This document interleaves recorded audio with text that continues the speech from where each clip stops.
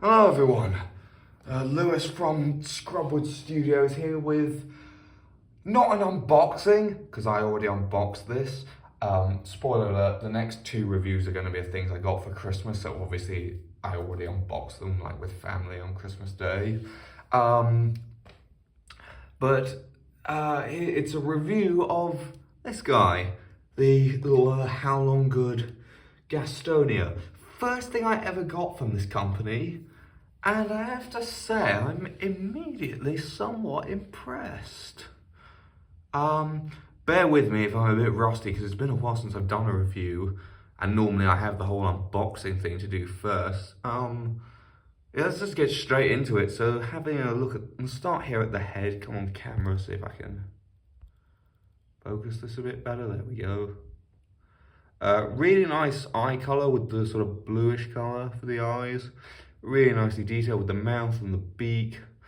I really like the colour scheme on this thing with the sort of the green and the orangish spikes. There was a yellow version, but I didn't really like that. I thought it looked like cartoon vomit, if I've got to be honest. Although that's usually green, which this is. But you get, it looked a bit sickly to me. I don't know why, it just didn't look right. Did not look natural. But this I like. It's flashy to an extent, but this doesn't look unnatural to me. I could imagine the animal looking like this. And if you zoom in closely, maybe it's more apparent at the head. Well, you can't really see it, but in between the scales, there's a nice sort of reddish brown wash to highlight the scale detail, and some nice dry brushing on these scoots back here. Lots of nice little osteoderms, more spikes. I will say this is a harder plastic than I was expecting for some reason, so just a quick heads up. Especially for small children, if you do get this, be careful with these spikes because they are quite hard and sharp.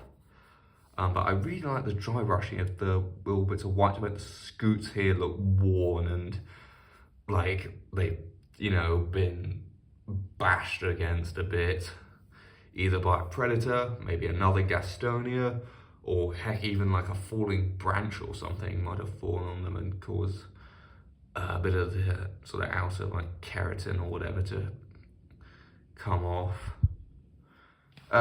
Turning the thing on its underside, we can see we've got it's all the legal wildlife blah blah blah blah blah. Haolonggood 2024, made in PRC, People's Republic China. There's that stamp which I can never remember the meaning of. Nice folds and wrinkles here as this leg is stretching out and this one is pushing back. And on the other side we've got the opposite. This leg is pushing back in, as is this one. Lots of nice skin texture on this. Got our cloaca.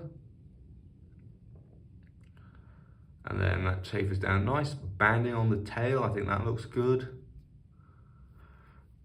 Not much really more for me to say. There's no like articulation, like no articulated jaw or anything on this, but I don't think it really needs it. It's just a very solid little figure. And there's not much. The only complaint I will have is on mine. See if we can show you. Yeah, there's a little bit of white here that's not on the other side, and I'm assuming that's a factory defect. I don't think it was like that in the promotional images, and I haven't seen anyone else's looking like that. So I think that is a very slight defect on mine, but realistically, that's a very minor gripe. I can live with that.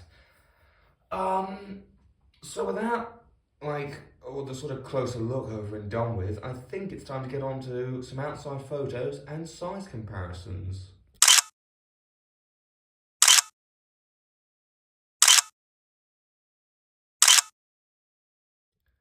Starting off our size comparisons, we've probably got the most similar thing in my collection to the Gastonia, which is the Collector Borealis Pelter. And we've got the old Carnegie Ankylosaurus. I've also got the old Schlake one, but I decided to go with the Carnegie one because it's a bit more accurate and quite frankly, I prefer it. Plus I couldn't find the Schlake one. It's buried in the bag somewhere. And as you can see, these all look quite good together. Maybe the Ankylosaurus is a bit small next to the Gastonia, but Overall, they're about the right size with each other, I would say. Maybe the Gastonia could be maybe a bit smaller. But you know, I'd say it's a fairly good size for like 1 to 35 scale. In fact, after this, I'll grab a tape measure and I'll measure it. Let me do that real quick. Okay, well, I couldn't find my calculator and I'm too lazy to do the maths manually, but the model's about 18 centimeters long, so you can figure out what scale it is from that. Like, exactly. I know it's declared at 135, but quite often these models are like ever so slightly off.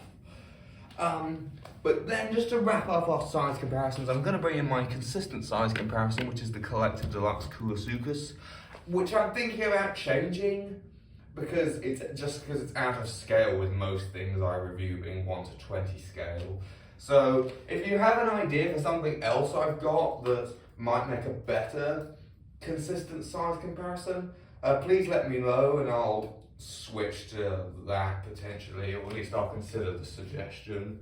But without further ado, what's my final rating on this guy? I definitely like it.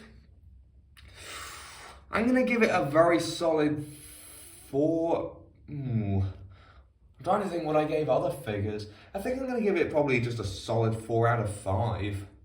Maybe 4.5 out of 5. It's a very solid figure. It's not like that is my favourite, but I definitely like it. I think it's my favourite ankylosaur in my collection. So yeah, I'm going to give it a very solid 4 out of 5. Would recommend. With that, please like, subscribe, and all the other things I'm supposed to tell you to do as a YouTuber. Goodbye.